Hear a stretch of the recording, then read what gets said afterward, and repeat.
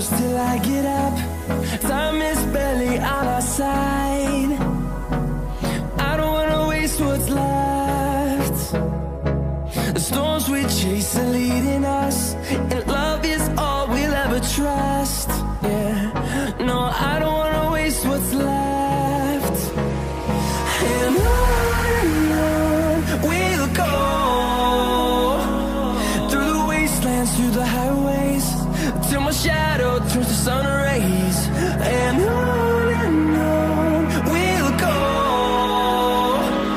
through the wastelands, through the highways, and on we'll go.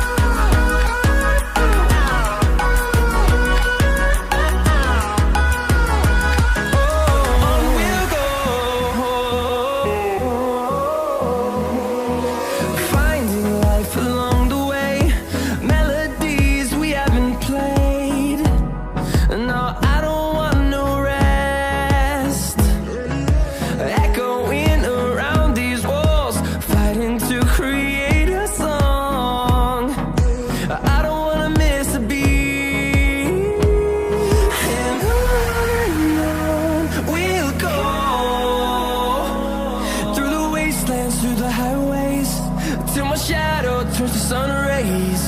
And on we'll go, through the wastelands, through the highways, and on we'll go.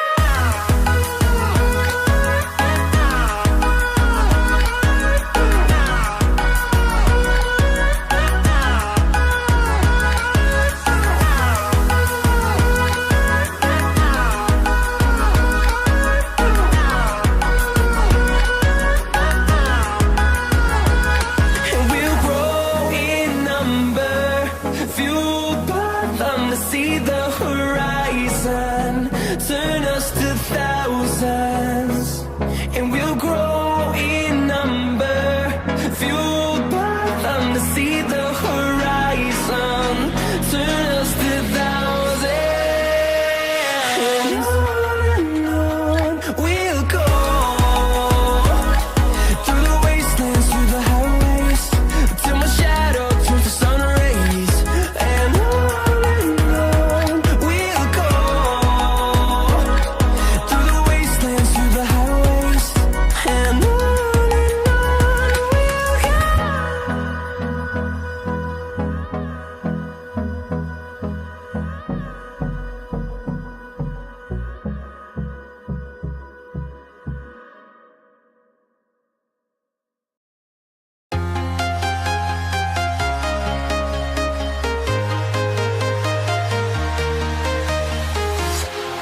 walking alone, the streets are empty. The only thing I can see is my own silhouette. I'm getting stronger, step by step. The clock is ticking, but there's no time for regrets. I've been flying from town to town, from London to Taiwan. I've been all around the globe, trying to protect your soul. We are heroes tonight. We will fly above the sky. We are heroes tonight. Yeah.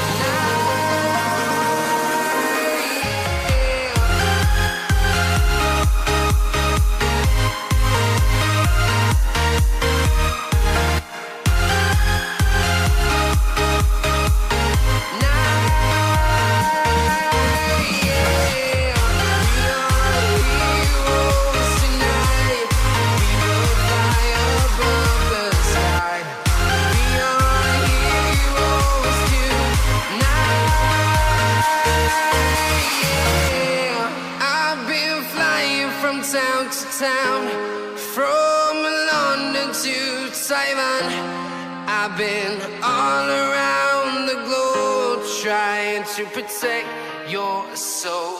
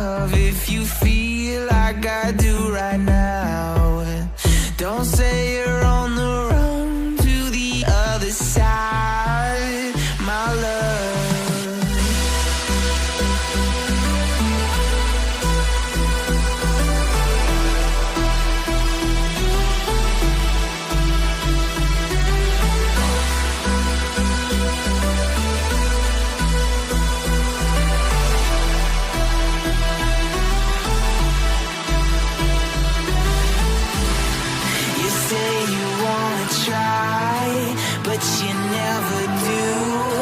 Sugar, there's a reason why we lose. You say you wanna cry, but you never do. Sugar, there's a reason why we lose.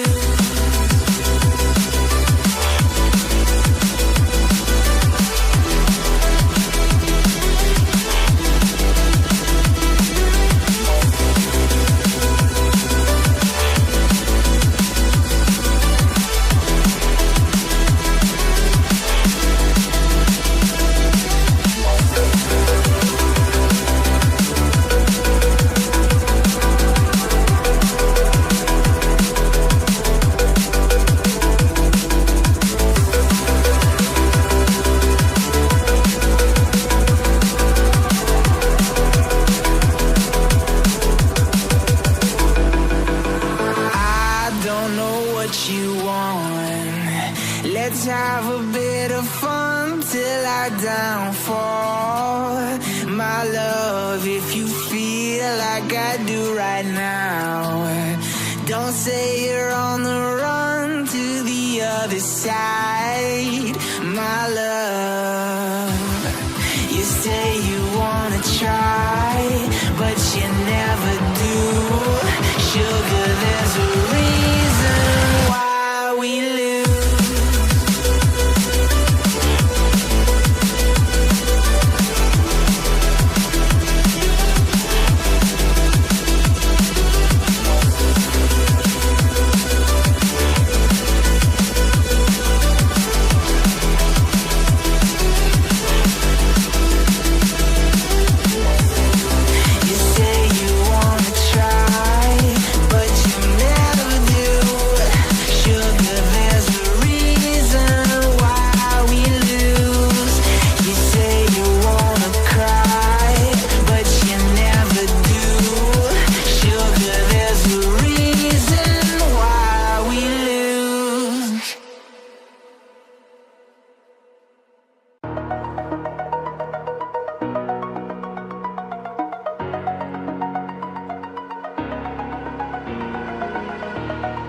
Over the edge, feel like I'm floating through the air. The pain I felt is paid for, all is said and done. Oh, I am restricted, fixed upon the web. I need to kick the habit that my mind is breathing in. Break out, I've got to see.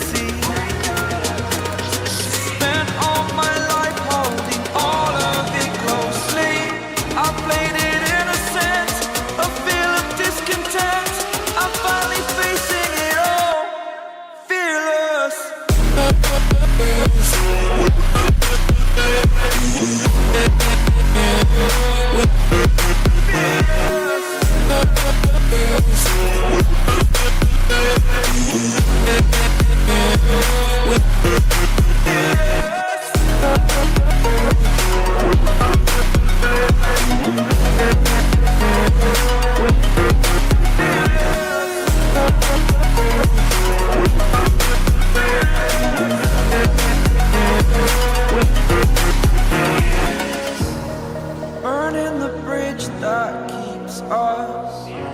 I'm here and I'm feeling fearless. Exaggerated, that's what you assume. The story's over now, I must conclude.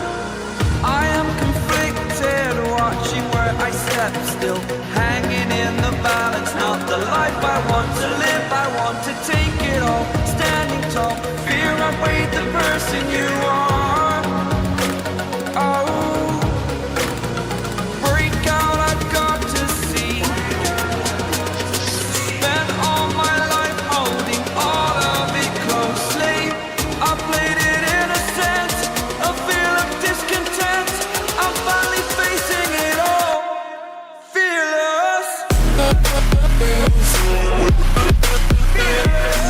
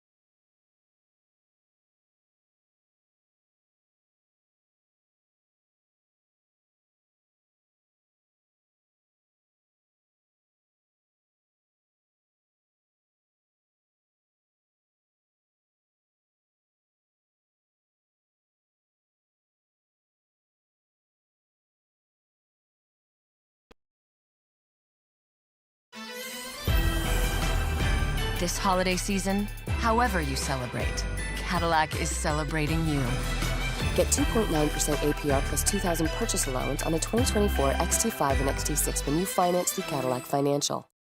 I know that today's guest is really special to Penn because I think this is the first interview that I can recall, and maybe I'm, corrupting my old memories, but where Penn didn't try to cut, like sometimes if a guest tells like a vulnerable story or something a little bit heavy, he'll cut it with humor, which I think works really well.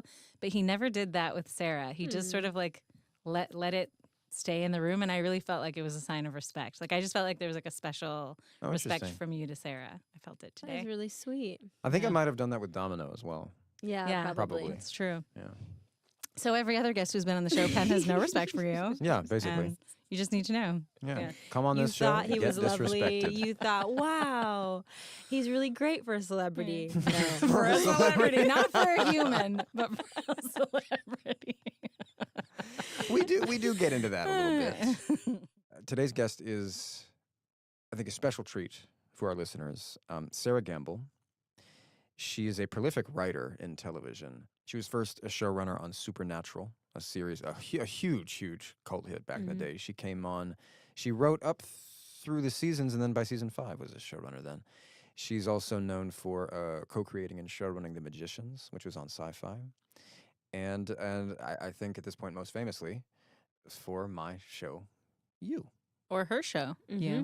Yes, I can finally say something other than to clarify the name, my show. I can say her show. Her show, You, about me, written by her. Yeah, so this was for people who don't know, Sarah is bidding Joe adieu. She's leaving the show after a point, as showrunners sometimes do. We do have one more season for you. Don't worry, calm down. But season 5 will be helmed by some of our other writers. So this was a poignant farewell both to Sarah as the formal head of the show, but then also a bit to the show itself, because soon we're gonna be done, guys. We're gonna be done. We can lay Joe to rest. But we had some real poignant conversation around that and other things.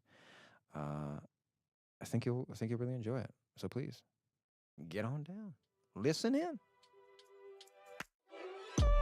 Welcome to Pod Crushed. We're your hosts. I'm Penn. I'm Nava. And I'm Sophie. And I think we could have been your middle school besties. Stealing our cousin's Playboy magazines to make papier-mâché. Oh, that's just so sweet. You took it to a place I was not expecting. Sarah, first of all, as we speak now, this is the first time since we would have met that you're no longer my boss, technically, which is very poignant, right? Right? Yeah. You're like, I'm not sure. I'm like, pretty sure I'm still your boss. Well, I think we're both producers of that show now. Yes, that's true. But I I'm mean, not your as the showrunner anymore. Yeah, as a showrunner, I mean, you're still co-creator. Could happen. You can really get back at me now. Yeah, right. It's all There's going to be go down his next murder victim is going to be named Sarah. Oh my gosh, no. I kind of want to start right off with a few questions that maybe they're obvious, but I've been thinking about. Okay. Is Nadia the closest character in our show that you've ever written to yourself? I actually never slept with a professor in college. Okay. Not for lack of trying. There was one. I did flirt with a lot, but he had very recently married a former student, so I was just a little too late for that. When she goes off about how most people have to be entertaining. That's what I was thinking. That, you've heard me. Yeah, that's you, right? Yeah, but Beck is a lot like me, or a lot like I was when I was her age. Right. And in certain ways, I think love is probably the furthest distance I had to travel in a female character. Right. Ellie is like a cooler version. Sure. Yeah. You At a different age, I suppose, just like every phase. The person I'm a lot like is Joe. Right. Yeah, that makes Minus sense. the murder, Yeah, no, but I the think judgment actually, in my head, I right. really monetize that with this show. So that's actually my next question. I just want to spend a moment because you're Joe's thoughts in a way. So I just wanted us all to appreciate for a moment, like just hats off for how screwed up that is. It is. Yes. I mean, yes, you're turning it into you have to subvert it, you have to do all that crazy stuff, but just appreciating for a moment, like the Joe's thoughts. I mean, they've become a thing. They've become a thing. It's now kind of inseparable from me and my vibe in the world. Like so many memes, you know. So I guess like, how do you feel now? You're passing Joe's thoughts off to people that you know very well and trust. Yes. But how does it feel now to be sort of on the other side of having done this? Well, I should start by saying they've been writing Joe's thoughts with me the whole time. Writing television is not usually a solo sport, Right. as you know, and I wrote the pilot with Greg Berlanti, who was the one who said we should call the voiceover Joe's thoughts because it's a separate character. So this is a technical thing, but you know, usually you read a script and if you're hearing voiceover, it just says the name of the character and then VO. Yeah. But he was like, it's not Joe VO, it's Joe's thoughts. And Joe's thoughts are going to mostly be the opposite of what he's saying. It's almost like the other half of him. Yeah. So, you know, Caroline invented it and then Greg and I worked with it in the pilot. And then when you're running a writer's room, it's like all of those people's job is to try to sound like you on the page, sound like the showrunner sounds. Yeah. So it was you know, as it evolved, and I'm sure you felt it become more confident as season 1 rolled on, right? You're like, you're feeling every adjustment as we make it, right? And I feel like the first half of season 1, there was a lot of, well, maybe season 1 in general, we were just finding the line. Are there any thoughts that kind of hit you the hardest? Because for me, I get them all on a script. I'm not creating them. So sometimes when I'm doing the voiceover, I'm surprised which ones hit me. I'm surprised, like, oh, that one kind of made me more emotional than I thought. Or like, ooh, that one was harder to say than I thought it would be. Or, you know, what have you. Is there any thought that hit you the hardest or that you remember? The feeling you're talking about of something is uncomfortable or feels weirdly vulnerable, that's kind of the feeling I'm looking for when I'm writing a lot of the time. Yeah. It's like it's a good sign if you feel bad when you're writing a script. I feel you. Because you're getting at something a little scary or a little dangerous or a little controversial. And that's what you don't want to do the thing people expect you to do. So I follow that a lot. I mean, Joe's thoughts work because he's being mostly honest with us, right? I think this is part of why the show works, is the seduction of like, only we watching the show know what he's really thinking. So like, he's our friend, not the person in the scene. Of course, he's also lying to himself. So that only works so much. But, you know, in order to pull that off, it's like what you have to do is write dialogue that makes the character kind of, that doesn't flatter him. Yeah. You know, it's like our pure... not pure, you know, our pure thoughts, our uncensored thoughts, they're horrible. All of us think horrible stuff all the time. At least everyone I've ever talked to. Oh, yeah. The cynicism, the sort of the animal part of us that is just like sort of reading the world for danger, I feel like is what that is. And wants to be better than other people, which is a huge thing for Joe. Any chance he gets to look at someone and decide that he's better, he goes for it. And I don't walk through the world thinking that way all the time, but I know what that feels like. So I don't know what question I'm answering anymore. You want to repeat the question? No. I mean, look, trust me. That's how this whole podcast is going to feel, Sarah. I think that is, I mean, to me, that I think about in terms of trauma, like, you know, and not to go off on a whole trauma spiral, but that is it's what makes us see relationships as competition, which is the whole trope that I feel like our show is dissecting. So, I mean, you know, also I do feel like indebted to Joe specifically for having to think about this now so much and having to sort of work it out. I don't know, but I think it's actually improved the way I view relationships.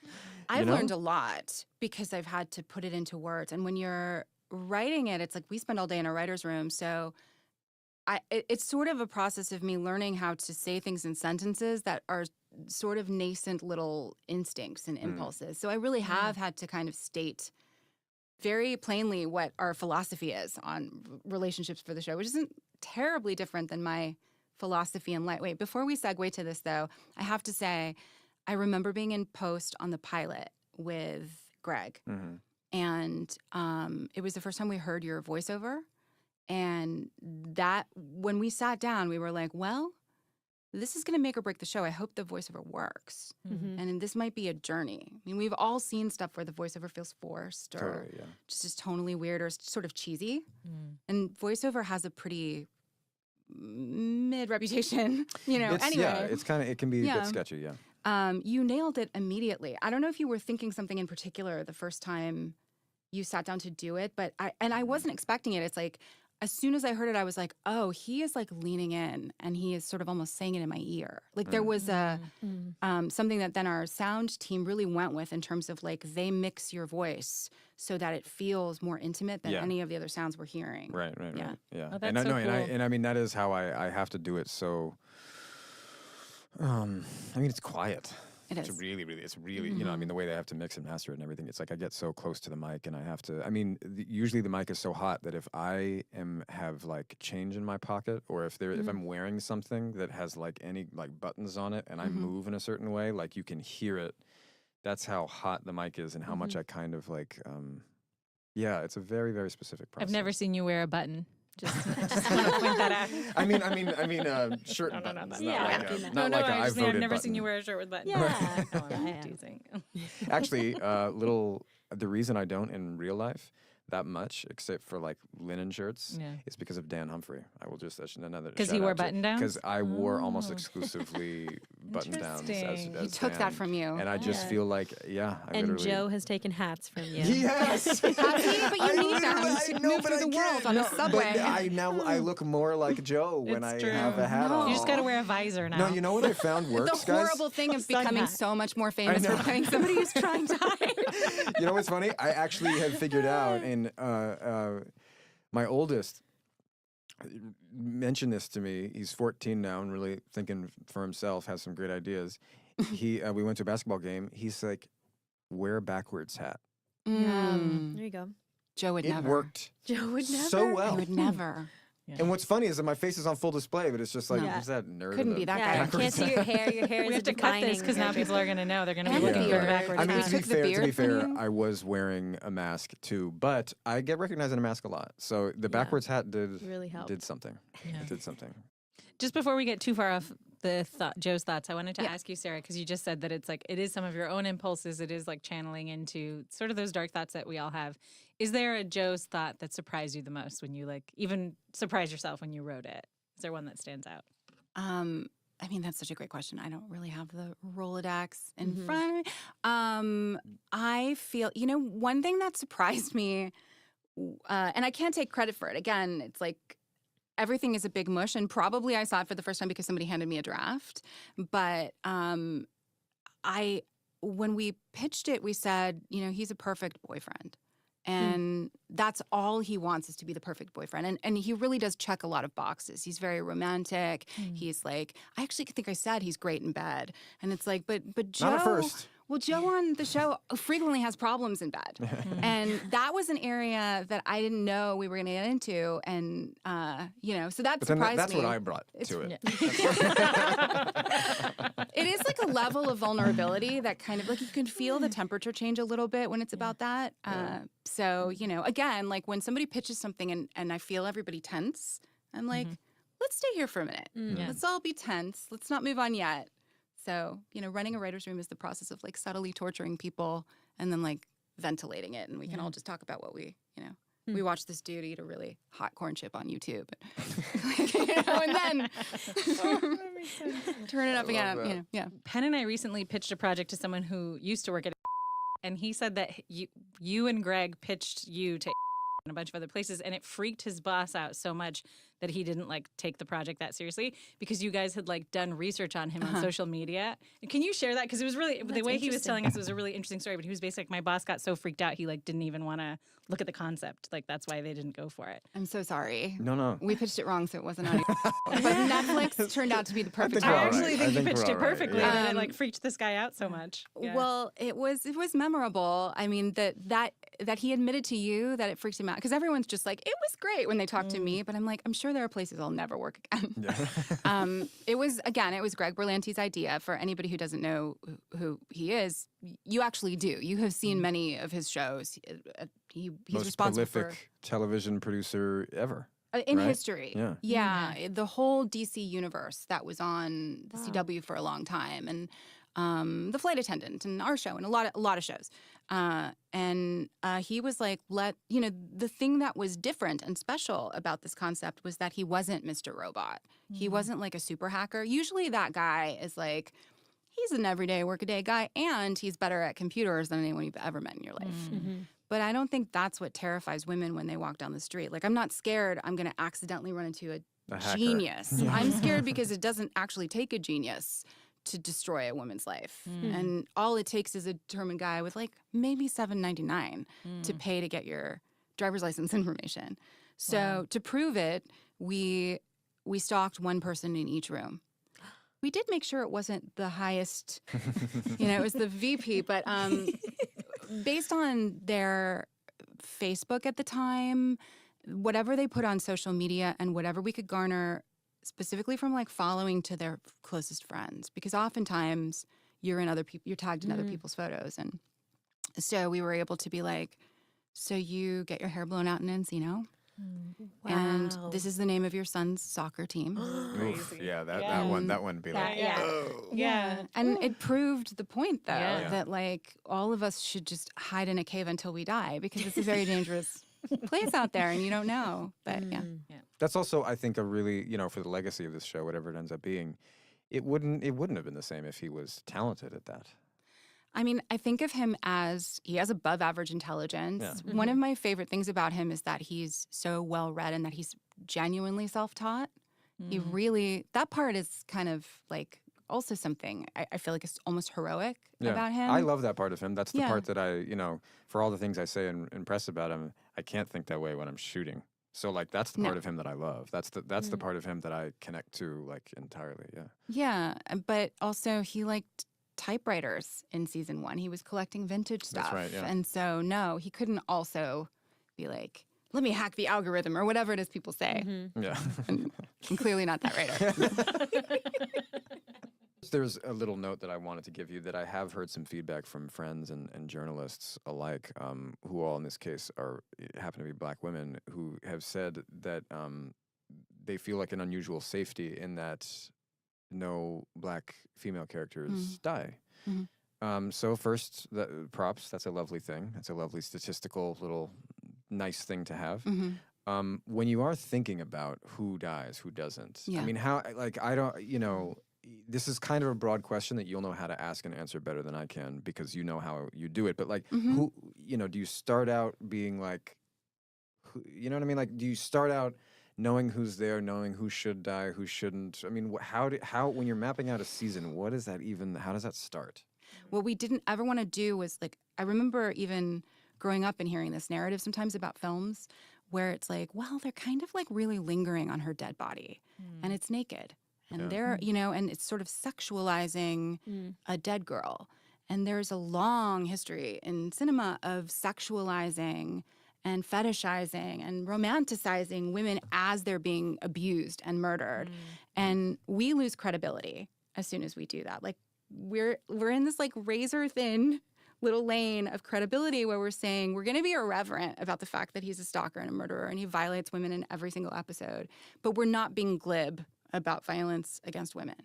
That's where we started, right? So the stuff that people have noticed since then, all of those things are just part of the conversation that we're having in the room and also that we're having with the actors that we cast, people like Tati, where it's like, first it was, in season 1, it was Beck, this, gorgeous blonde yoga teacher just trying to make her way in New York. And as, the story continues with characters like Delilah and Marianne, and so, in other words, women of color, it's like part of that conversation is, well, Beck's expectation of safety walking down the street is different than Marianne's expectation of safety. Love's expectation of safety is different. So, like, there's certain things that Marianne just, like, wouldn't put herself in that. So those conversations just start there with kind of like the facts of the case about what it's like to be a girl in the world. Yeah.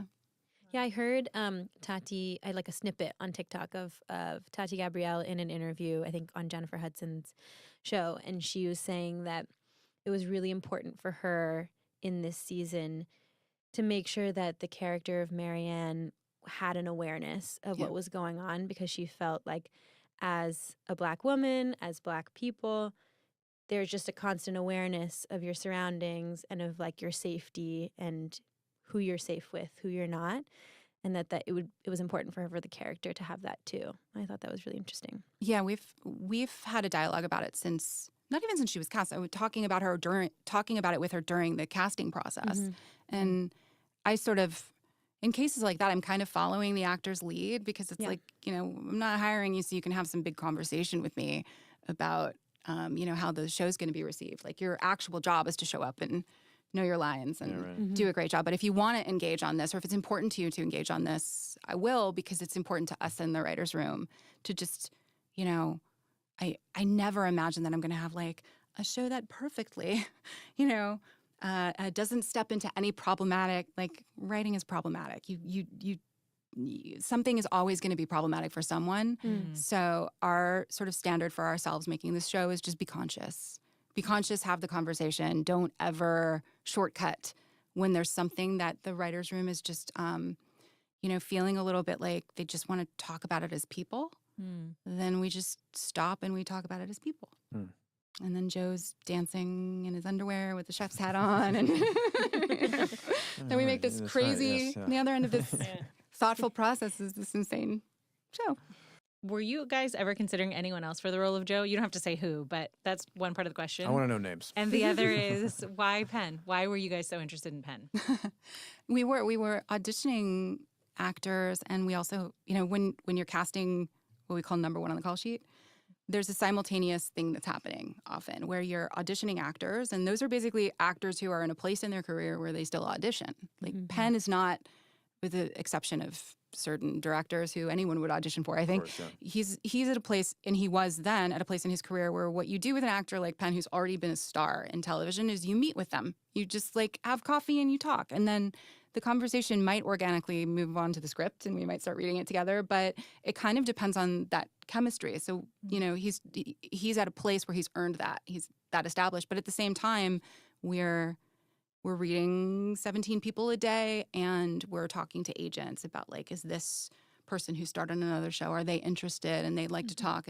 But as soon as Penn's name was brought up, we were all like, wait, does he want to do it? Because he'd be too perfect. And it's because, I've seen you in a couple of movies, and I saw maybe the first season or so of Gossip Girl, and I just was like, but I just don't think that guy would kill anyone, And if he's a creeper, we're kind of done. Like, we don't need to make a show about a guy who fails to hide that he's a creeper. We need to make a show about a guy who fools everybody. So as soon as you were in the mix, we were done talking about anyone else. Just FYI, I'm really glad it worked out, because otherwise...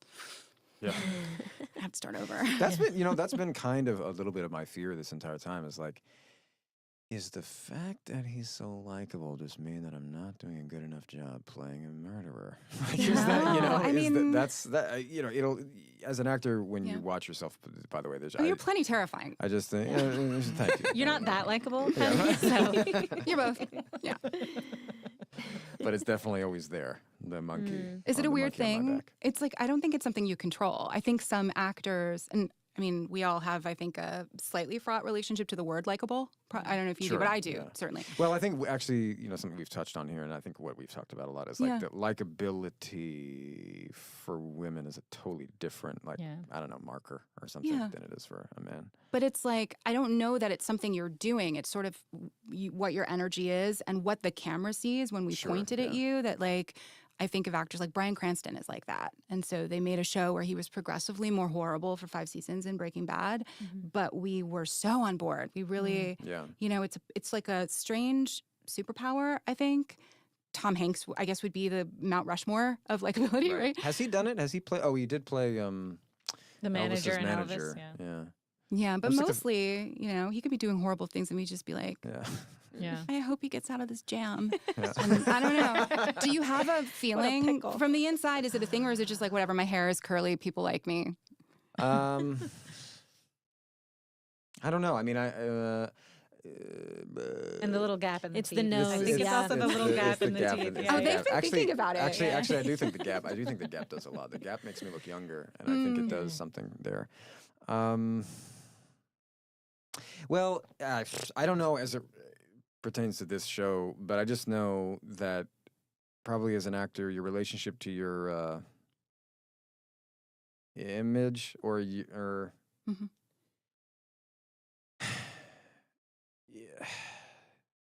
yeah, I'm not really sure. My brain goes in so many places, which just means it's like it's not something I have enough perspective on. You know. I mean, that makes sense. Yeah, It it's like, does. it's just It's just think strange. It's a strange thing. I don't think I Yeah. don't think any actor can truly mask who they are. I mean, I think even like, you know, what I personally feel like I see even the actors who are sort of like renowned for transforming. I feel like I'm still seeing very much them. It's just the way in which they are is kind of intense, and so everything seems transformative when you're seeing somebody like dissociatively angry, you know. So I don't know. I have my own kind of take on all that, but I don't think you can actually mask who you are that much. No. Unless you are somehow like really one of those special sociopaths. In which I will case, say this. I don't mean to embarrass you. I'll be very quick about it, but there are plenty, I'm going to shock you guys and tell you, there are plenty of actors, well-known actors working in Hollywood who seem incredibly likable and are really, we're just going to say really challenging in real life. Like what the camera sees and love and what we love as their fans does not translate into day-to-day interaction with them. And they're not great people. And so you are really as advertised, you know, you really, really are. And it's funny because like I've had the experience of being on shows where, you know, you're basically casting people who have never had their name on the back of a chair before. Right. They're very new to it, very young. And then I've also worked just with a couple of established actors like you, and you really don't know. Like you're walking in like, well, I hope it's okay. Like I hope it's going to be okay. And I say this to him all the time, and he gives me just exactly this look, which is not much. Like you are the best number one I have ever worked with in my career. Thank you. You are the standard, and I hope it happens for me again. Yeah. And I don't pay for how great this has been for the last few seasons with the next one. But like, no one will ever get away with it with me again because I'm like, but Penn manages to be a great guy while he's in every single scene. So Well, thank you. So thank you. I don't know how you do it. I But- think. Well, That's as you so said, sweet, I Sarah. do. Yeah, I mean, I do appreciate that, but I do Dawn think prayers. I do think. Yeah, that's probably actually it. I do think that people in my position. I do think like we get a lot of credit for not being bad. Like, and Yeah. I'm, you know, and I do think I put a lot of energy into trying to be like kind and gracious on set, especially because it's like, as you know, the person who's the number one on the call sheet does set the tone, whether they want to or not. You know? Correct. Yeah. So I do think about that, but I do think we also get a lot of credit for just not being sort of predictably unkind, Right, You or, know? or monstrous. Yeah. I know it is a weirdly low bar, almost probably insultingly low. yeah, that's but kinda what I you, mean, You know, but- there was a But it today I was- exists for a reason. I mean, I think Yes. It the does, yeah. conditions, I mean, and it will, you know, as a showrunner, it will overtake your existence Wow. if you Yeah, have it's just- an it's- actor who won't like leave their tray. You know, I just Yeah. I also personally feel like while I can understand it because I've been on the other side of the line and I see kind of how the culture of the way people will treat people in my position is such that it's like it's a self-perpetuating. It can create that. Yeah. So like I get it. I've seen people like who are kind of unwillingly treated that way, and then they kind of become that way because it's like you know. yeah. But whatever. I still don't really have a lot of patience for it, and I don't like to be around it, and it makes me so.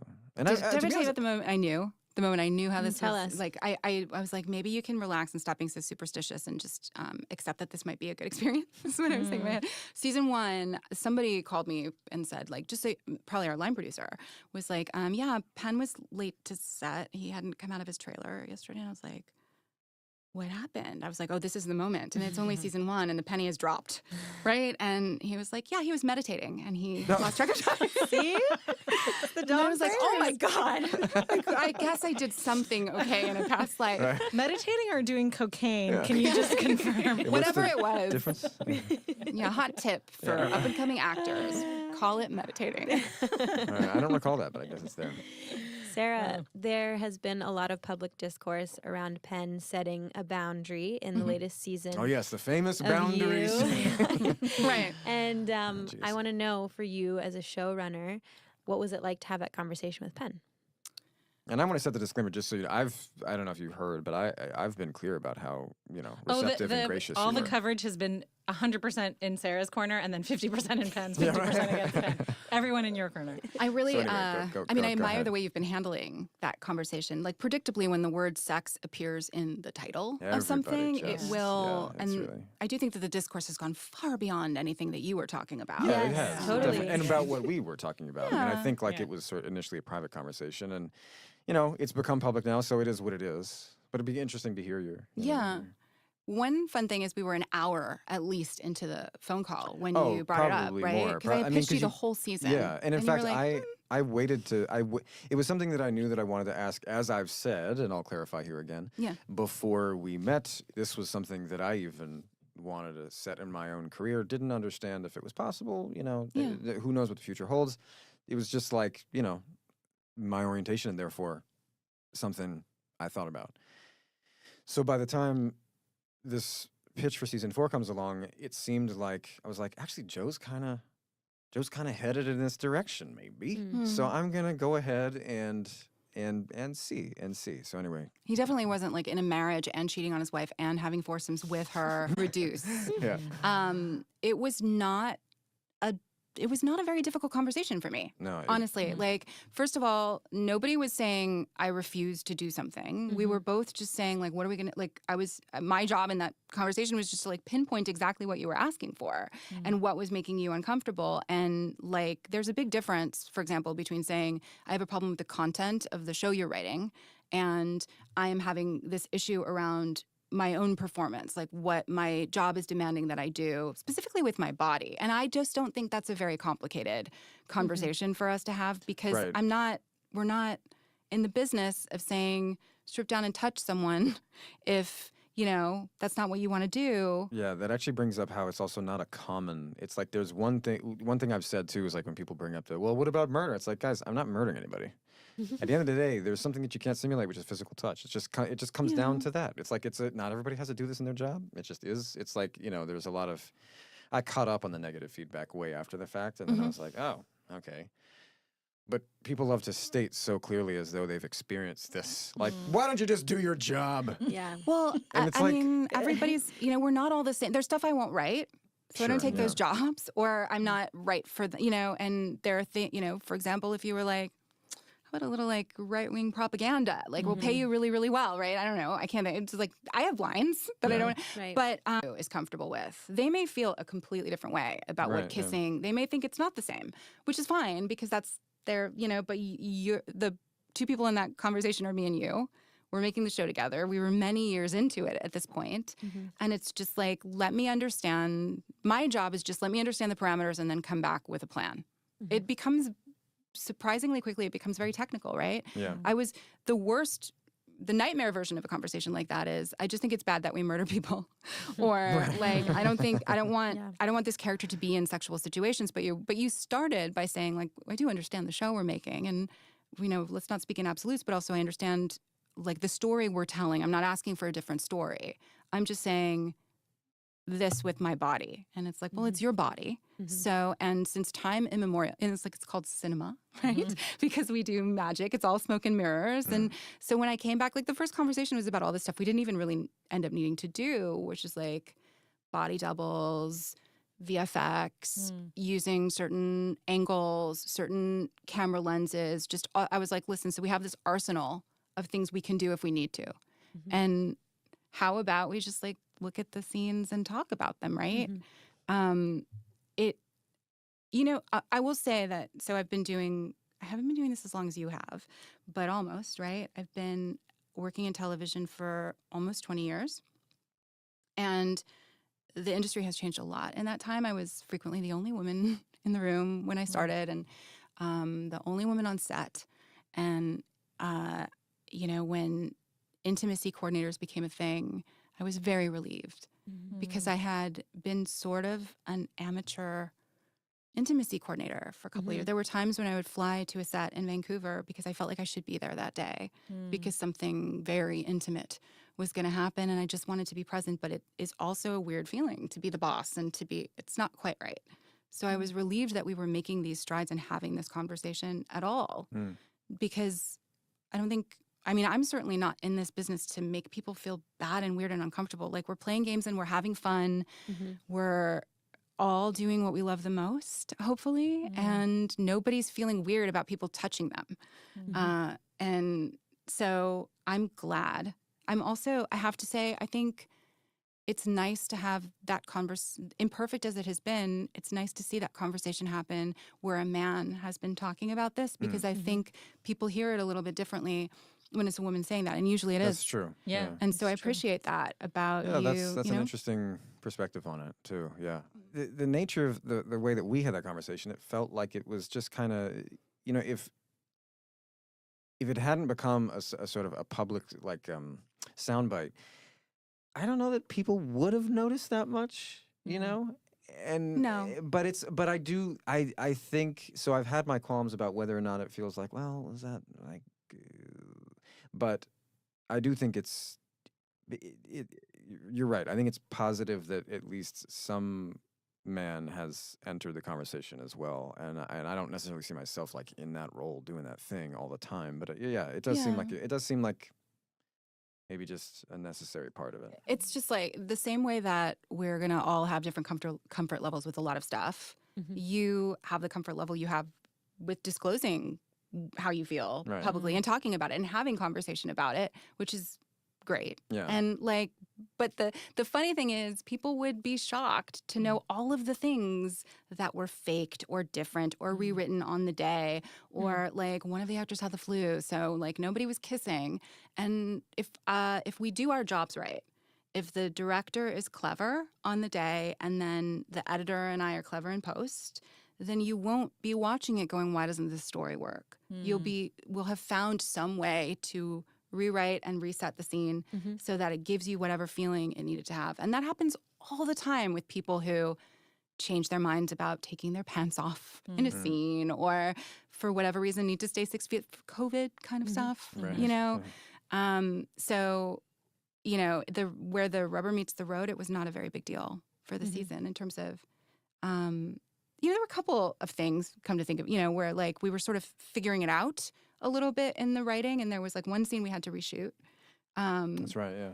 But I feel like that wasn't even, that was more, are you talking about the Kate scene from episode 3, I think it is? That, I mean, in the park? Yes, in the park. But it wasn't originally in the it park. wasn't originally in the park. No. See, I went that's too far. clever. Yeah, I'll own it. Like I went too far, and I think part of it was that I was like, how much can I just remove these things in the scene? And so the fact that the two of you were like hate flirting a lot at that point, I was like, so there won't be any kissing. And then for whatever reason, that she was taking him into this very sexual environment, this club. Yeah. And it was just too far. It was too cold. Well, I think what it was is that was discovering like where the heart of the show is or isn't. You know, it ended up being too hateful. Yeah. Right. Which on the page, I have to say, worked. Like on the page, somehow it did make sense, and then something about the way we were bringing it to life, like it just somehow didn't track with everything else we're doing. Yeah, and also, I mean, Joe is a fundamentally romantic character, and even if he's like, banging someone he hates for the moment because they haven't fallen in love yet, right? Still, it has to be. This is what I learned, still learning in season 4 of the show, right? Like, it has to be the romantic comedy version of this. We're not going to do the David Fincher version of that scene where it's cold and it's clinical and it's, sexy. We're going to do the Notting Hill version. I would say David Fincher's even gone where it's not even sexy. It's just, it's very, it's like... disturbing. Sarah, this is so vindicating because we said to Penn at some point, we think that You is basically a rom-com, but also, and he was like, rom-com? I've never thought of it as a rom-com. It's both at the same time. No, I mean, I knew what you were saying, but I think the way you said it, I was trying to catch you in the, I think you were saying it, Sophie. And I was like, it's not a rom-com. I know. I really did love Joe until episode 8. Yeah. Now I'm... Uh-oh. Sarah, I want to ask a couple questions about love because she's so iconic. Yeah. So I want to know, one, like, I think Victoria has said that she knew from the beginning that she was going to get killed, like that it was a 2-season arc. Yeah. Given how much people became obsessed with her and how good she was, did you guys ever think about not killing her? And were you nervous when you did kill her, like how people would react? No, I mean, that means we've done our job, and she's done her job. I mean, Victoria is very special. And I think a lot of why people react the way they do is about like just who Victoria is as an actor, and then also the chemistry between the two of you when you're working. But you know, one of the things that's just true in the business now is like we used to live in a world where we made 55,000 episodes a season, right? 22. And all actors would sign these contracts for many years to be on a show. And now the world looks different in streaming, shorter orders, shorter seasons. And you can cast a more, you know, an actor that you like really want to cast. If you don't say, but I'm going to need you to sign a contract for the next 8 years of your life or something. And so when we made the deal with her, it was a 2-season deal. Like when we met her, it's like, this is what the commitment would be to do this. So I have always just sort of, we were all always just thinking of it in that box. And also like, this is what the show is. The show is like, you don't get to have nice things on this show. Like, because Joe messes up all the nice things. Yeah. So eventually she got to go. Everybody he loves got to go. You say that like a parent. I just like, and the viewer is a toddler. You're like, I'm gonna have to take that now.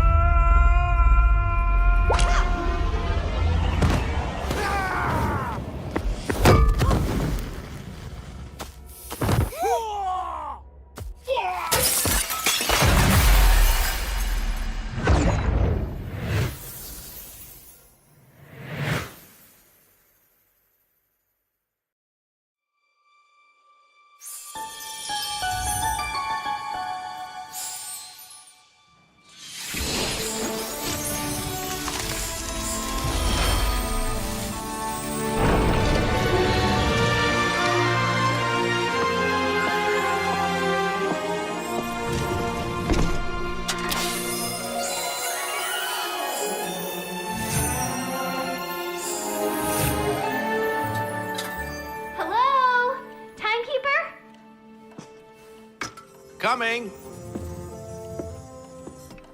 Ah, Sam, right on time. Reporting for duty.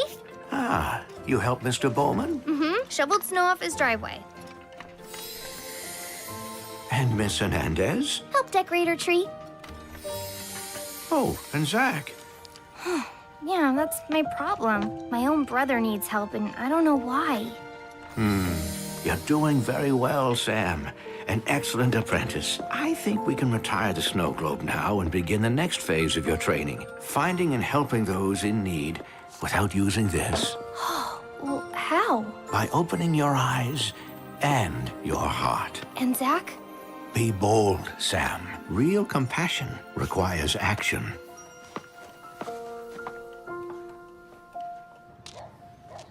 Zach! You okay? I'm fine. Okay, something's up. I know you don't want to talk about it, but I'm not moving until you do.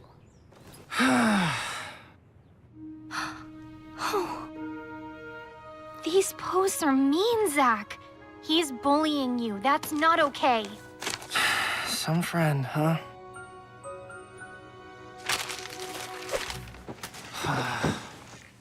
Have you told Mom and Dad? That'll make it worse. Well, it'll get worse if you don't.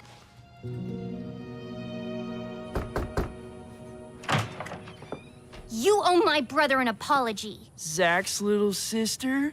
Oh, hilarious! Just leave him alone. Or what? You'll beat me up? Get lost! Oh! You get lost!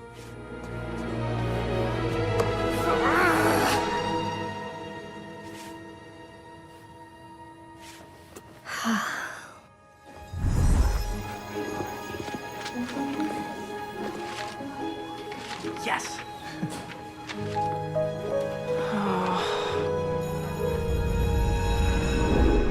I don't believe this, an F? Again? Seriously, you never made grades like this when your mom was around. What's the matter with you? Do you want to get kicked off the team? Huh?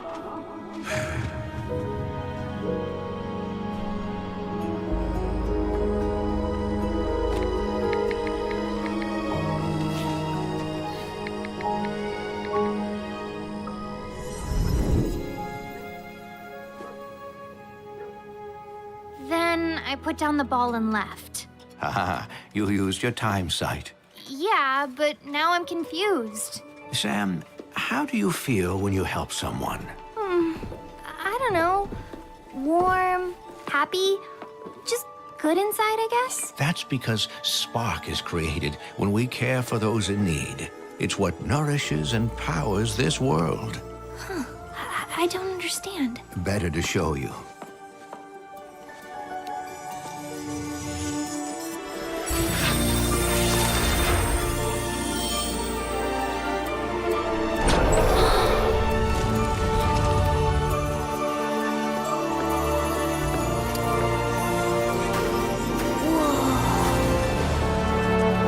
Welcome to Evergreen Hills. When I say that kindness from your world nourishes our world, Sam, I mean it literally. These flowers grow because you helped Miss Hernandez and Mr. Bowman. Wait, you mean this forest? Grows as people in your world care for each other. Watch closely the next time someone in your world is kind. With the right vision, you'll see the power that sustains every living thing here.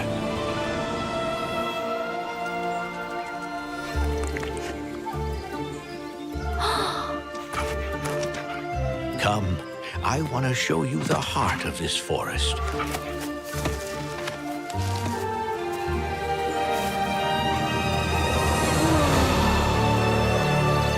The spark tree. Wow. Kindness nourishes its roots, and it produces something beautiful in return. A spark. Highly concentrated positive energy, the perfect tool for helping those in need. Light is always the answer for hearts in dark places. Use it correctly, Sam, and you'll help create more spark as well. What do I do with it? You'll know when the time is right.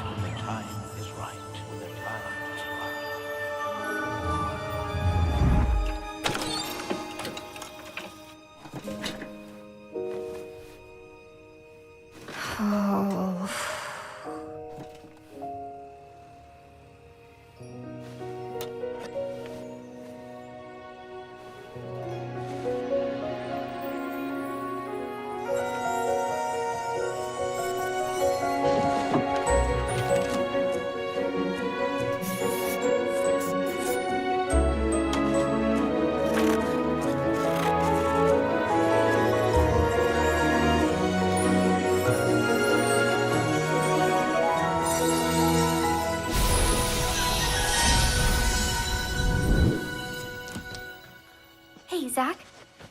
I made you a card to counter all those mean posts. Dear Zach, some advice from your brilliant sister. Ignore the haters.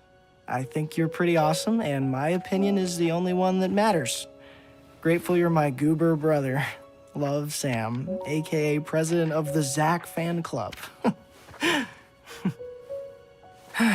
Thanks, but you have to say this. You're my sister. I say it because it's true. Did you tell Mom and Dad? Yes, but it won't change things. This guy's just mean. Well, I think I have the cure for that. We'll smother him with kindness. You're joking, right? This is a terrible idea. And it's too late now. What are you doing here? I got detention because of you. You got detention because of you. That's not why we're here. You're about to be kicked off the basketball team because you're failing pre-algebra. So I thought I could help. Maybe tutor you after school in the library? I don't need help from you. Actually, you do. We talked to your math teacher. She'll let you retake the midterm if you agree to tutoring. And Coach Sonnenberg says he'll hold your spot if you can, bring up your grade. Why are you being nice to me? Because what you need most is someone who believes in you, right? Yeah. So tomorrow, library. Don't be late. Hey! Thanks. Dude, my pleasure.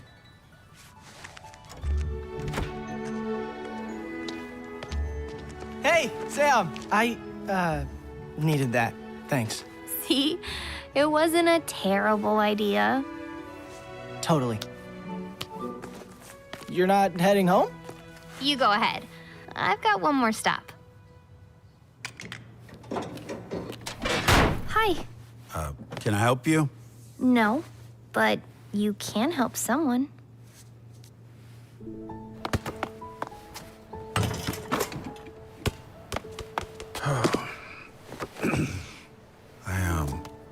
I guess I've been riding you pretty hard lately, huh?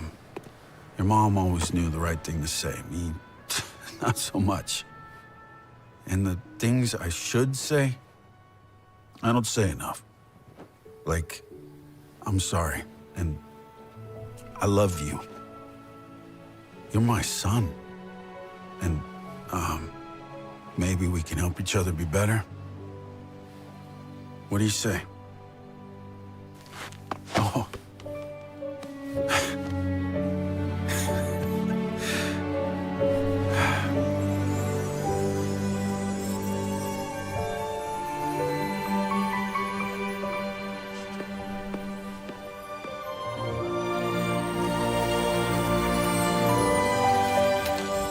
Well done, Sam.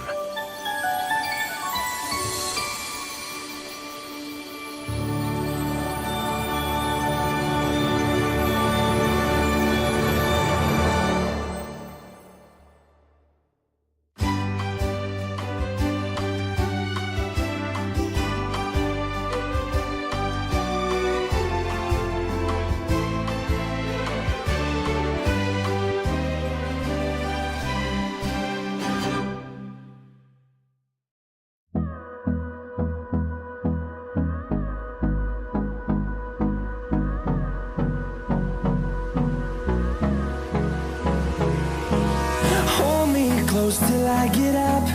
Time is barely on our side. I don't wanna waste what's left. The storms we chase are leading us, and love is all we'll ever trust. Yeah, no, I don't wanna waste what's left. And on we'll go, through the wastelands, through the highways, till my shadow turns to sun rays. And on we'll go, through the wastelands, through the highways. And on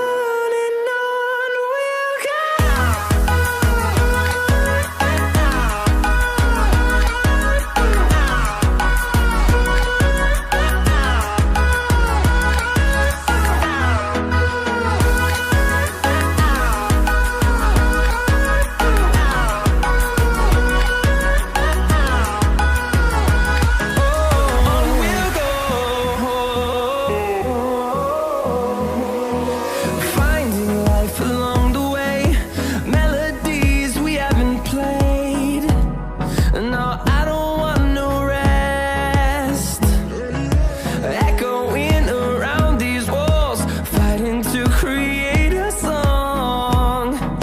I don't wanna miss a beat. And on we'll go, through the wastelands, through the highways, till my shadow turns to sun rays. And on we'll go, through the wastelands, through the highways, and on we'll go.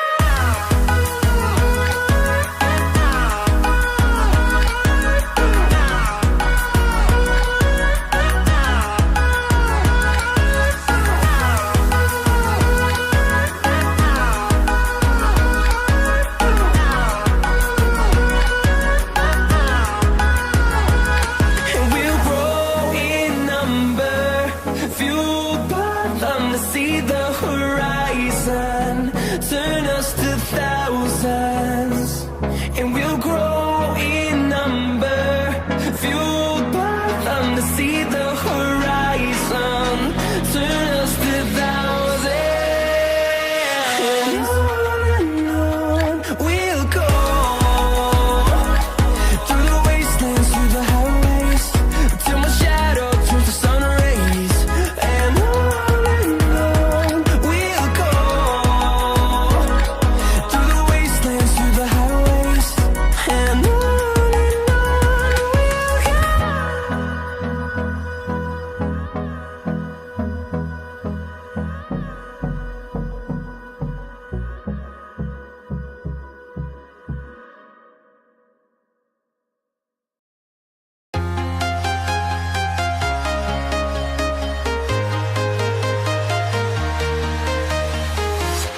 I'm walking alone, the streets are empty. The only thing I can see is my own silhouette. I'm getting stronger, step by step. The clock is ticking, but there's no time for regrets. I've been flying from town to town, from London to Taiwan. I've been all around the globe, trying to protect your soul. We are heroes tonight. We will fly above the sky. We are heroes tonight. Yeah.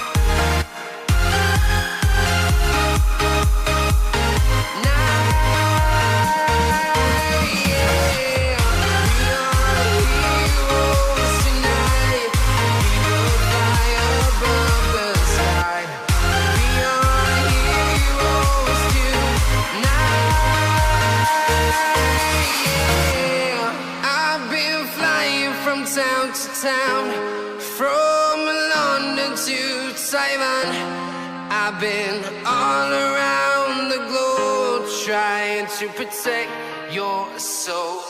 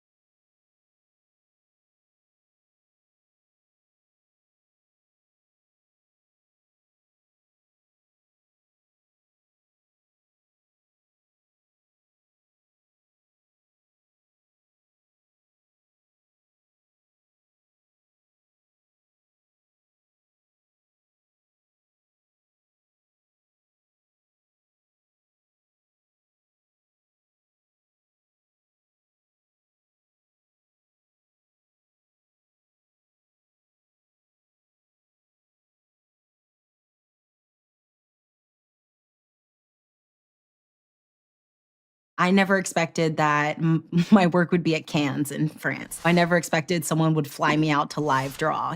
I, at first, always considered myself just an artist, but I would kind of consider myself a businesswoman at this point. Like, yeah. This is Alana, an artist and businesswoman who's going to share how she turned her passion into a company and then scaled it. The first thing you can probably do is just pause for a moment, figure out what you need to do, and kind of go from there. The second thing to do is be transparent with your audience. Third and final thing, know your resources. There are so many people around you who can help, and it's just taking the time to understand how and trusting in that process. Here's a show about the stuff you need to know to start and run a successful business. These are lessons from real-life experience. Welcome to B School. When you first started, like, did you imagine that you would be here? Gosh, I think at the beginning, I just hoped that one day I would have a gallery show. You know, like that was the most for me. If I could just live off of my artwork, that I would be fine with it. At that time, I was still working full time. And so I would often find myself kind of driving to work and I'd just be, you know, looking out the window. I'd have like a fleeting thought of something I wanted to create. And, you know, by the time I got home, I was too tired. Once we were ready to move back to Texas, I kind of was like, I could either stay working or I could just go full time. So my husband was like, just start making artwork. Like, don't go back to work, I got it. Like, so I just started, I got an iPad, taught myself how to draw, and just kind of started working from there. All right, she pursued her passion. How did she turn that into a business? So it was very slow at first. Mostly family members, friends, close people I knew who were purchasing from me. So it was very slow until the George Floyd event that had happened. I wanted to put together a fundraiser, and then I posted a video that I wasn't going to post, and it went viral. It went like crazy viral. From that, people just gradually started buying the other work that I had on sale as well. So just one day I'm sitting there looking at my computer and I'm just, the orders are coming in. I've got 300 plus orders to go through. I was handwriting every single order that would come in, and I really had to pivot my business at that point. Okay, so sales increased unexpectedly. How did she scale to meet demand? I definitely never saw myself giving business advice to anyone, but it's really cool. I think there's some fun things that I've learned, and I'm happy to share it. So when you're scaling your business, you can't really just do the same things you've been doing before. You kind of need to stop doing what you were doing before, and you need to figure out a new way.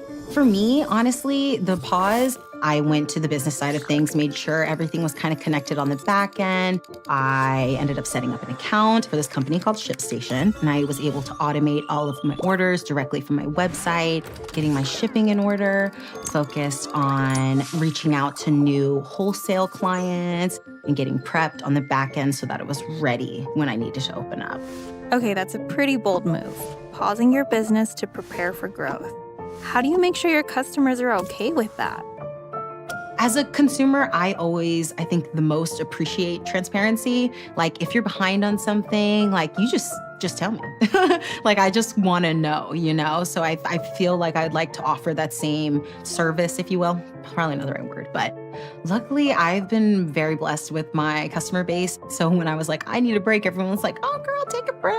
It's no problem. We'll be here when you get back. And so I just focused on just making artwork. And luckily everyone stood by me and waited for me to come back. All right, so customers respond well to transparency. Last question. What do you do if you don't have the knowledge to make it at the next level? Leaning on the people around you is just so important. Like a friend of mine who finds joy in doing people's taxes, which I don't understand. You aren't going to know everything. And I think that's a strength in knowing that you don't know everything. And so when you're able to lean on other people, it really frees up so much of your time. You're able to worry about the creative side of what you're doing, if that's what you would like to do. And it's just all about trusting your resources. I think my business is better for it, to be perfectly honest. Entrepreneurship has taught me that I'm a lot stronger than I thought I was, that I can learn anything that I want to learn, and that I've got really great people around me supporting me. I think I would tell other aspiring artists to just post your stuff. You're so much luckier as an artist now than you were a couple years ago. You'd have to go through a gallery, you have to go through a museum to make money. And so now we have this luxury of social media and these online digital platforms where you can just represent yourself. You can show your work to thousands of people who would have never seen it. And so I think the biggest encouraging thing I could say is to just put your stuff out there, let people see it, keep creating, and just kind of see what happens, but also be proactive, you know, you'll get there.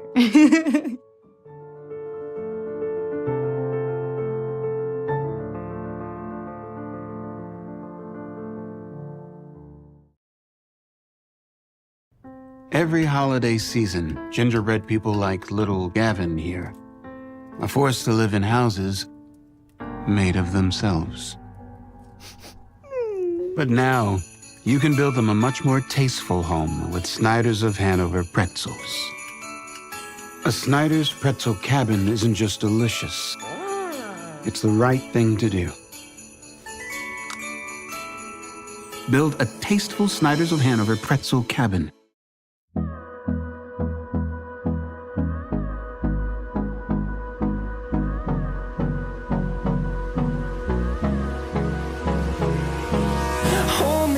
Till I get up, time is barely on our side.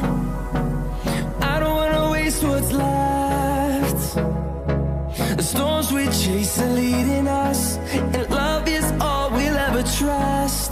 Yeah, no, I don't wanna waste what's left. And on we'll go, through the wastelands, through the highways, till my shadow turns to sun rays. And on we'll go, through the wastelands, through the highways, and on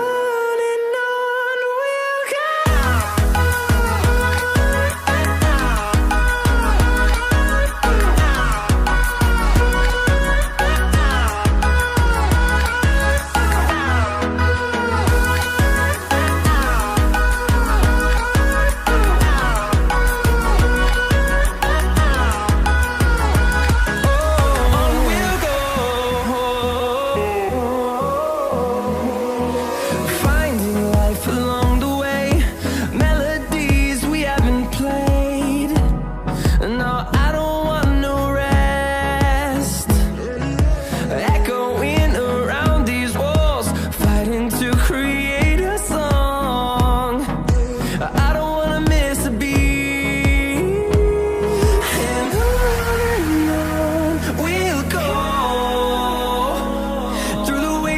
Through the highways, till my shadow turns to sun rays. And on we'll go, through the wastelands, through the highways, and on we'll go.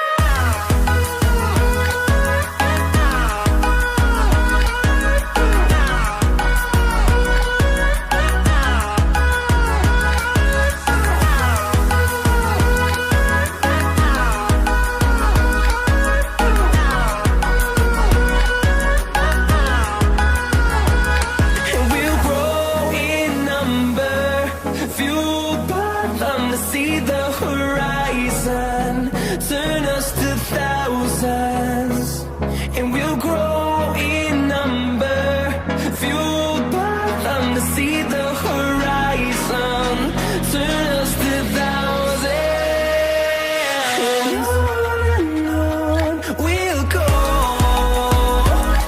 through the wastelands, through the highways, till my shadow turns to sun rays, and on